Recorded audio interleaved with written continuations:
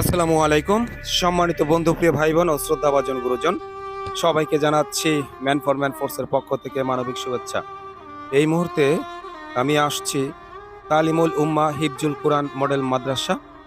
এখানে মূলত নাজেরা বিভাগ, নুরানি বিভাগ এবং প্লে থেকে পঞ্চম শ্রেণী পর্যন্ত হিফজুল কোরআন হাফেজিয়া যে শিক্ষা দেওয়া হয় এই দিনের পথে মানুষকে চলার জন্য, ছোট ছোট সোনামণিদেরকে এখানে শিক্ষা দেওয়া হয়।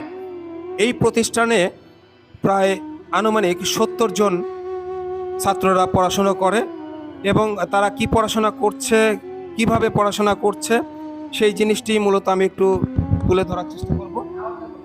আমি আপনাদেরকে একটু দেখাচ্ছি যে এই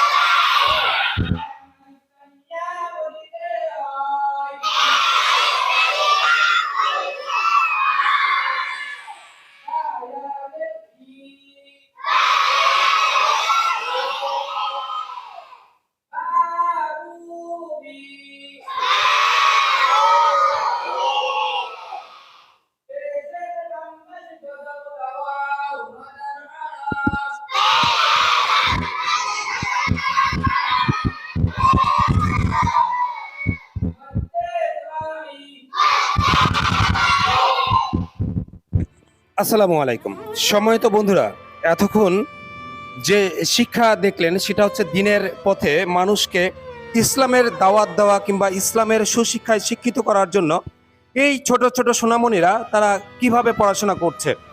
আমাদের সমাজে, এই পৃথিবীতে আল্লাহর যে কোরআন, এই কোরআনের বাণী মানুষের মাঝে পরিচয় করিয়ে দেওয়ার জন্য, কোরআনের সুশিক্ষায় শিক্ষিত করার জন্য আমাদের এই সমাজে বিভিন্ন গ্রামে, বিভিন্ন গঞ্জে, শহরে, অলিতে গলিতে দেখা যায় যে মাদ্রাসা প্রতিষ্ঠান গড়ে উঠছে।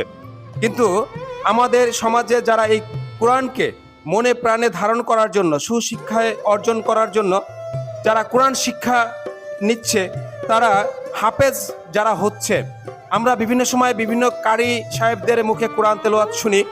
এত সুন্দর মধুর কণ্ঠ, একটি কণ্ঠ কিভাবে তৈরি হয় আপনারা দেখতে পেরেছেন, শুনতে পেরেছেন, দেখেছেন যে এই ছোট ছোট সোনামণিদের কণ্ঠ থেকে কত জোরে আওয়াজ বের হচ্ছে।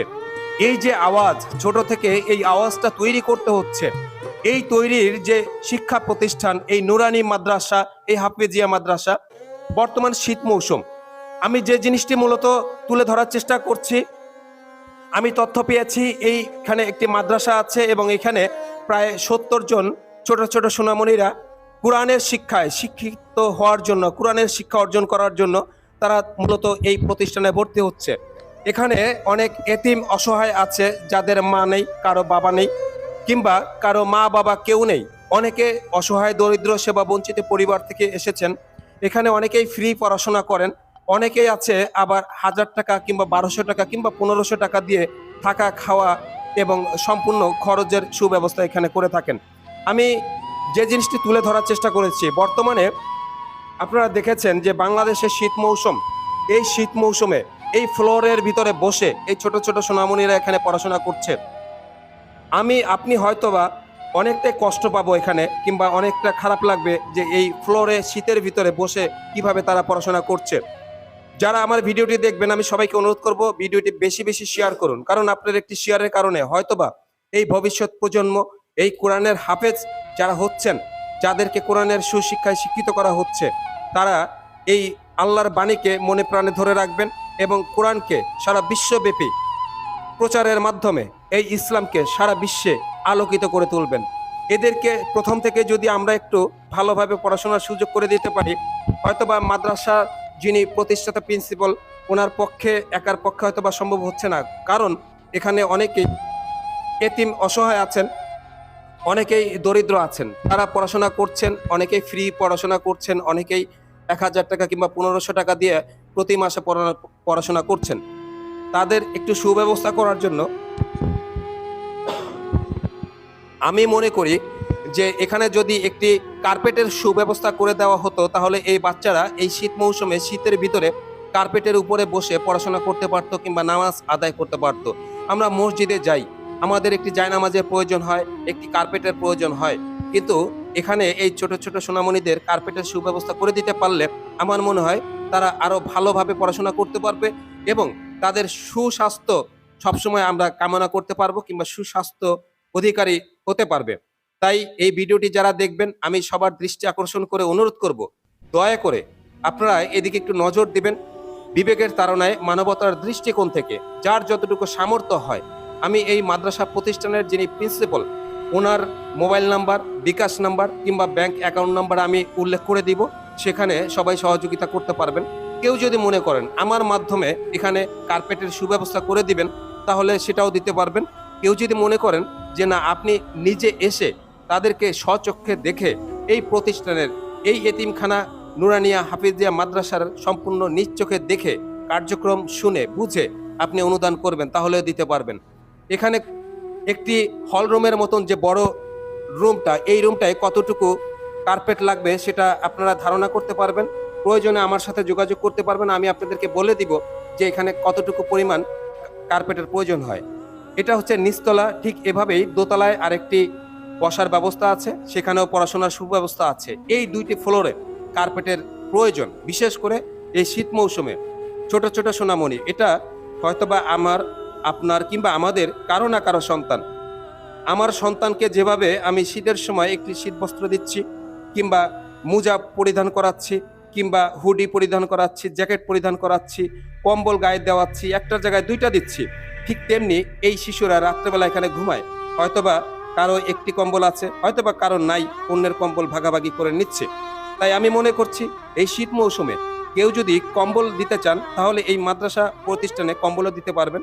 কিংবা কেউ যদি মনে করেন যে এখানে এই 70 জন শিক্ষার্থীকে, 70 জন ছোট ছোট সোনামণিদেরকে আপনি হুডির ব্যবস্থা করে দিবেন কিংবা কম্বল, জ্যাকেট, যার যতটুকু সামর্থ্য হয় দিতে পারবেন। এখানে 70 জন আছে, 70টা হুডি দিতে পারেন, 70টা জ্যাকেট দিতে পারেন, 70টা পাঞ্জাবি দিতে পারেন, 70টা টুপি দিতে পারেন। আপনার যেটা প্রয়োজন, আপনি যেটা দিয়ে নিজে মনে তৃপ্তি পান সেটা দিতে পারেন। বিশেষ আমাদের যে চাহিদা বর্তমানে শীত মৌসুমে এই নিচতলা এবং দোতলায় এই হলরুমের যে শিক্ষা প্রতিষ্ঠান, এখানে অবশ্যই দুটি কার্পেটের সুব্যবস্থা খুবই প্রয়োজন। হয়তোবা এই সোনামণিদের অভিভাবকের পক্ষ থেকে কিংবা এই প্রতিষ্ঠানের যিনি প্রিন্সিপাল, ওনার পক্ষ থেকে সম্ভব হচ্ছে না বিধায় আমি নিজে এসে যে জিনিসটি দেখতে পেয়েছি এবং তাৎক্ষণিকভাবে আমি ভিডিও করেছি, আপনাদের সবার সহযোগিতা কামনা করছি। যার যতটুকু সামর্থ্য হয়, 1 টাকা, 2 টাকা, 100, 500, 1000, 2000, যার যতটুকু সামর্থ্য হয়, কেউ যদি ইচ্ছা করেন যে একজনেই সুব্যবস্থা করবেন, তাহলেও একজনে দিতে পারেন। আমি আর বেশি কিছু বলবো না, আমি শুধু সবার কাছে একটি অনুরোধ করব, এই সোনামণিদেরকে কোরআনের শিক্ষায়, সুশিক্ষায় শিক্ষিত হওয়ার জন্য তাদের পাশে দাঁড়ান, সহযোগিতার হাত বাড়ান। আমি একটু কথা বলবো। এখানে দেখতে পাচ্ছি একজন শিক্ষার্থী। আসসালামু আলাইকুম, ভালো আছো তুমি? আচ্ছা, তুমি এখানে কতদিন যাবত পড়াশোনা করছো?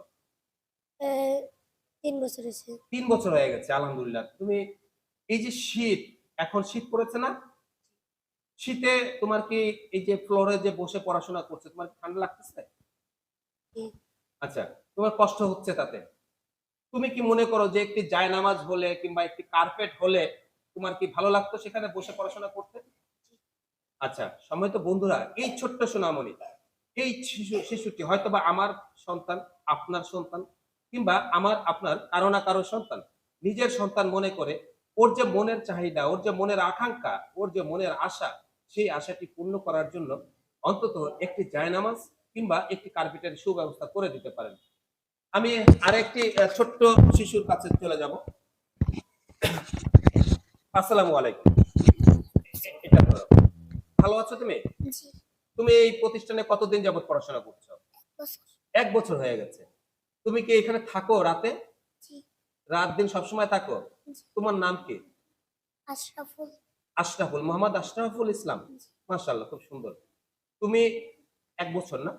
জি। ১ বছর পড়াশোনা করছি। এই যে শীতের ভিতরে, এখন তো শীত মৌসুম, তাই না? জি।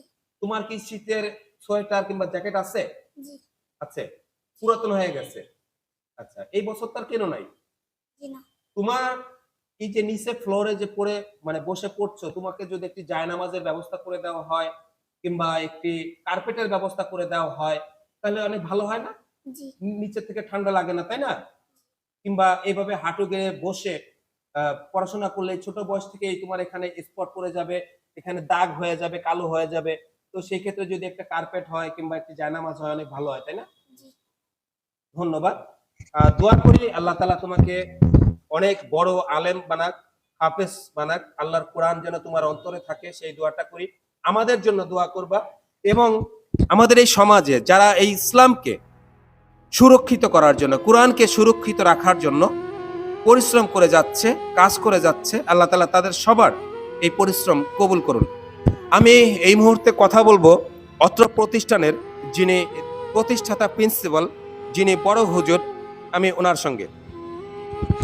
আসসালামু আলাইকুম। ওয়ালাইকুম সালাম ওয়া রাহমাতুল্লাহি ওয়া বারাকাতুহু। ভালো আছেন? আলহামদুলিল্লাহ। আপনাদের এই প্রতিষ্ঠানের নাম কি? আমাদের এই প্রতিষ্ঠানের নাম হচ্ছে তালিমুল উম্মাহ হিফজুল কোরআন মাদ্রাসা। এটা কতদিন প্রতিষ্ঠিত হয়েছে? এটা ৫ বছর চলতেছে। ৫ বছর। এখানে দেখতে পেয়েছি প্রায় ৭০ জন ছেলে পড়াশোনা করছে। মেয়েদের কি সুবিধা আছে? হ্যাঁ, আমাদের মেয়েদের একটা শাখা আছে। এখানেও অনেক গরিব বাচ্চারা থাকে। উম মোটামুটি আরকি মেয়েদেরও ৬০-৭০ জনের মতো মেয়ে আছে। তার মানে ৭০ জন মেয়ে আছে এবং এখানে আমি যেটা দেখতে পেয়েছি সেটা হলো ৭০ জন ছেলে। ছেলে, জি। আচ্ছা, এই যে ১৪০ জনের পড়াশোনার সুযোগ করে দিয়েছেন, এখানে কি এতিম, অসহায়, দরিদ্র আছে যাদের মা নাই, কারো বাবা নাই কিংবা মা বাবা কেউ নেই, এমন তো অবশ্যই আছে? জি, আমাদের এখানে অনেক বাচ্চারাই আছে। আচ্ছা, এখানে যারা ধনাঢ্য পরিবার কিংবা যারা টাকা পয়সা দিতে পারে, মাসে খরচ দিতে পারে, তাদের কাছ থেকে কিরকম পরিমাণ মাসে খরচ নেন? আসলে আমাদের এখানে যারা সর্বোচ্চ বেতন দেয়, আমার খাবার-দাবার সহ সর্বোচ্চ ৳৩,০০০ দেয়। সর্বোচ্চ ৩,০০০ সর্বোচ্চ টাকা। ৩,০০০। আর যারা দেয় না, তারা তো দেয়ই না। অনেক আছে ৳১,০০০, ৳১,২০০ এরকম করে দিয়েও আবার খাবার-দাবার অনেকে ফ্রিও পড়াশোনা করে। ফ্রিও আছে। ফ্রিও অনেকজন আছে। আচ্ছা, আমি আপনার প্রতিষ্ঠানে এসে আজকে যে জিনিসটি দেখতে পেলাম এবং আমি এখানে এসেছি মূলত আমি বেশ কয়েকটা জায়গা থেকে আমি একটা ইনফরমেশন পেয়েছি যে আপনার এই প্রতিষ্ঠানে বাচ্চারা যে পড়াশোনা করছে তাদের কার্পেটের সুব্যবস্থা নাই, শীতের ভিতরে কষ্ট করছে। তো আমি চিন্তা করলাম যে দেখি আমার বন্ধুপ্রিয় ভাই বোন যারা আছে, মানবিক মনের মানুষ যারা আছে, তাদের কাছে যদি আমি তুলে ধরি, তাদের কাছে যদি সাহায্যের আবেদন জানাই, অবশ্যই আল্লাহর পক্ষ থেকে, আল্লাহর উসিলা হয়ে তারা কিছু না কিছু করবে। এই যে শীত মৌসুম চলে এসেছে, আপনার প্রতিষ্ঠানে কার্পেট নেই, তো সেই ক্ষেত্রে কার্পেটের সুব্যবস্থা আপনি কতটুকু কি মনে করেন? আসলে কার্পেটটা তো খুবই জরুরি দরকার। যেটা আসলে আমি পারি নাই। দরকার ছিল অনেক আগে। শীত আসার আগে থেকে এগুলো দেওয়া দরকার ছিল। বাচ্চাদের ঠান্ডা, নিউমোনিয়া বিভিন্ন রোগে আক্রান্ত হচ্ছে। তো আসলে আমি একটা রুমে আমার এখানে ৪টা-৫টা ফ্লোর। এর ভিতরে একটা ফ্লোরে কার্পেটের ব্যবস্থা আছে। বাকি ৩টা-৪টা ফ্লোরে কার্পেটের ব্যবস্থা নেই। আচ্ছা, অ্যা সেখানে কত স্কয়ার ফিট কি পরিমাণ কার্পেট লাগতে পারে?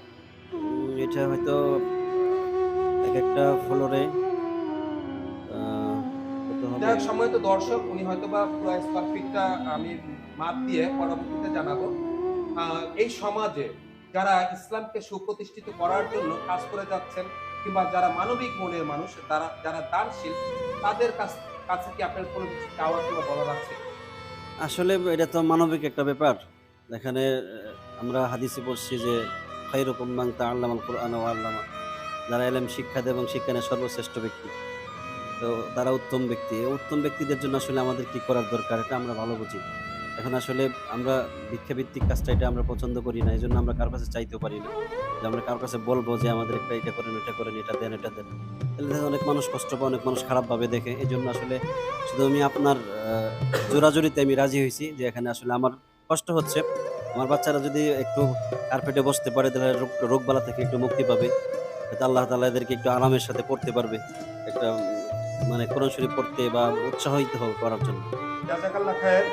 আলহামদুলিল্লাহ, আমি দোয়া করছি এই বাচ্চাদের জন্য এবং আপনাদের কাছে আমি দোয়া চাচ্ছি যারা আমার শুভাকাঙ্ক্ষী বন্ধু ভাই বোন আছেন, দেশে বিদেশে কিংবা প্রবাসী ভাই বোন আছেন, আপনাদের সবার কাছে একটি অনুরোধ। বিগত সময়ে, বিগত যুগ যুগ ধরে আপনারা বিভিন্ন মানবিক প্ল্যাটফর্মে আমাকে সহযোগিতা করেছেন। লক্ষ লক্ষ টাকা, 50 লক্ষ টাকা দিয়েও মানবিক কাজে আমার পাশে দাঁড়িয়েছেন কিংবা আমাদের সংগঠনের, আমাদের কার্যক্রমের পাশে দাঁড়িয়েছেন। আজকে এই লক্ষ লক্ষ টাকা নয়, আজকে কয়েক হাজার টাকা, যেটা আমি একটি মাদ্রাসা প্রতিষ্ঠানে এই ছোট ছোট সোনামণিদেরকে আমি পাশে দাঁড়ানোর জন্য, উপহার দেওয়ার জন্য, হয়তোবা আমার একার পক্ষে সামর্থ্য নাই, তাই আপনাদের শরণাপন্ন হয়েছি। আপনাদের সবার সার্বিক সহযোগিতা কামনা করছি। আপনি আপনার সামর্থ্য অনুযায়ী যার যতটুকু সামর্থ্য আছে সহযোগিতা করুন। আমার এই মানবিক কাজে সাপোর্ট দিয়ে পাশে দাঁড়ান।